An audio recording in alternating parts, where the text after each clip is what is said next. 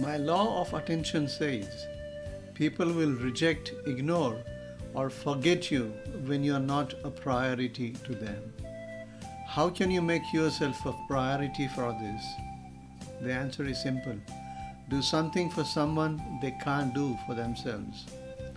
Things such as giving selfless love in personal relationships, by offering incredible value through problem solving in professional relationships, and by touching lives in social relationships.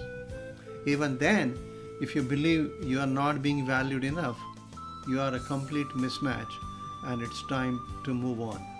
In this video, I'm going to throw light on some common emotions job searching candidates typically experience and ways to successfully handle them. So, let's discuss the deeper aspects of your job search. I guess coping with rejection and setbacks during a job search is a crucial aspect of maintaining, resilience and motivation. The first and foremost thing when you are doing a job search is to understand clearly and accept that rejection is going to be a part of the job search process and it is absolutely normal. I happened to give a keynote speech a few years ago in India, and I wanted to felicitate the best candidate or best person who was attending that particular keynote speech. They chose one, and when I felicitated him, I asked him what was the thing that he has overcome during his visa process, and he said that he failed at the IELTS exam, the English test, IELTS exam, 7 times in a row, and he cleared it after 7 attempts. So after experiencing rejection in a job search, candidates often go through a range of emotions. Understanding these feelings will help you in addressing them and managing them effectively. So let's take them one by one. The first thing that you go through during your job search is disappointment. Disappointment is a feeling after, feeling let down after having high hopes for the particular position. The gap between expectations and reality can be quite disturbing. So how do you handle this particular emotion? What is the antidote? You focus on the positive aspects of the experience. You recognize the effort that you put in and the skill you demonstrated during that particular process. Reflect on what you learned from the experience or the process to improve the future applications. The second emotion that you go through typically is sadness. It's a sense of loss or grief over the missed opportunity. This feeling can impact self-motivation very badly. So how do you deal with this?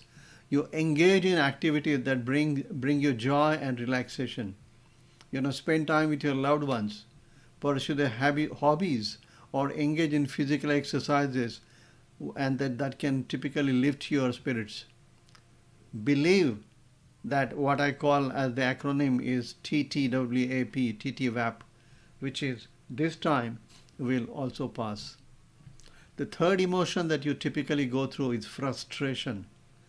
Is the irritation over repeated rejections or perceived unfairness. Frustration with the job search process or the lack of feedback. That can be quite disturbing as well. So what is the antidote? How can you handle it? Break down your job search into manageable steps and set small achievable goals. And when you reach those goals, celebrate those victories. This can help reduce feelings of overwhelm and give you a sense of progress as well. Consider seeking feedback from trusted sources to identify areas of improvement. It's very important. Number 4 is self-doubt, what I call as SWWM syndrome, which is something wrong with me. So the first thing that comes to your mind when you get the rejection is something must be wrong with me. Questioning one's own abilities and qualifications is important. Worrying about whether they are good enough for their desired roles is one of the things that typically comes to your mind. So how do you handle this? You remind yourself of your accomplishments and strengths, your past accomplishments and your strengths. Always, always, always, focus on your strength. Do the best using your strengths. Keep a journal of your successes and positive feedback you have received so far in the past. Surround yourself with supportive people who can reinforce your confidence. Very important aspect. Number 5 is anger. Now, the anger typically is, well, you are angry because you haven't got the job, but then it's more of, being hurt, your ego being hurt in the process. How could they do this to me? That's the thing that comes to your mind. So anger towards the hiring process, the company, or oneself. Feeling that the rejection was unjust according to you, or that the time spent was absolutely wasted. How do you handle this? You channel your anger into constructive activities such as, revising your resume. You practice the interview skills, or you expand your strategic networking. Physical activities such as exercises and mental activities such as meditation can also help you release that frustration. Number 6, emotion number 6 that arises during the job search process rejection is confusion. Uncertainty about why you are rejected in the first place. So you struggle to understand what went wrong despite you thought that you were absolutely qualified for the role. What's the antidote? How can you handle it? You seek clarity by requesting feedback from the hiring manager if possible. Most people do not do this. Most people are too ashamed or too embarrassed to even call the hiring manager or the recruiter and ask them this question. Understanding the reasons behind the rejection can provide valuable insights, and it can help you adjust your approach for future applications. It's a very important aspect. Number 7 is anxiety. You worry about the future rejections and long-term career prospects. You stress over financial stability and job security as well. How do you handle this? You practice stress reduction techniques such as mindfulness, meditation, or deep breathing exercises. You create a structured job search plan to give yourself a sense of control and direction. Number 8 can be embarrassment. Feeling embarrassed about the rejection, especially if others were aware that you were applying for that position. Worrying about how you are perceived by peers or family, that is embarrassment, that causes embarrassment. What's the antidote? How can you handle it? You normalize the experience by talking to others who have gone through similar situations. Only they can understand you. Remember that rejection is a very common part. It is an absolutely common part of the job search process and doesn't define your worth.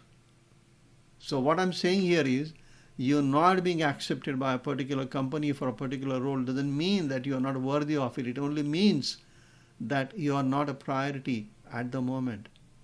Number 9 is resentment. That is the feeling that goes through your mind when you are rejected in the job search. You see, harboring negative feelings toward the company or the hiring managers, it's not going to help you. Sometimes you feel betrayed.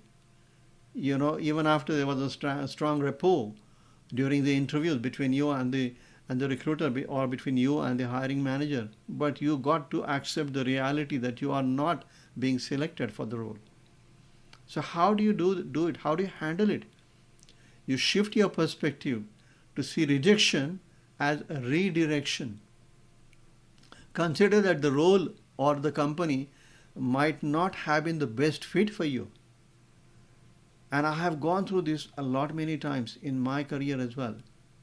So focus on finding the opportunity that align better with your values and with your goals. Aligning your values with the company values is extremely important. Otherwise, you will always feel frustrated and you will want to quit that job sooner than later. Number 10 is hopelessness. Experiencing a sense of despair, especially after multiple rejections. You feel like giving up on the job search entirely. You're like, oh, I don't want this anymore. I might better do some casual jobs. How do you handle this? You break the cycle of negative thinking by setting small realistic goals. Celebrate each milestone, no matter how minor it is. Seek inspiration from success stories of others who have overcome similar setbacks. One of the things I always advise people who come to us for the job search, regardless of whether they want to work with us or not, is visit our YouTube channel and watch the YouTube videos on Career Launch Australia's YouTube channel. If nothing happens, you will get a lot of motivation out of those videos. Number 11, emotion number 11 that arises in your mind is resignation. Accepting the rejection but feeling indifferent or detached is called resignation. Numbness or lack of motivation to continue applying for the jobs is resignation.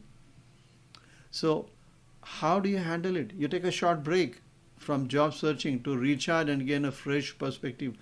Spend time with nature. That's the best thing you could do.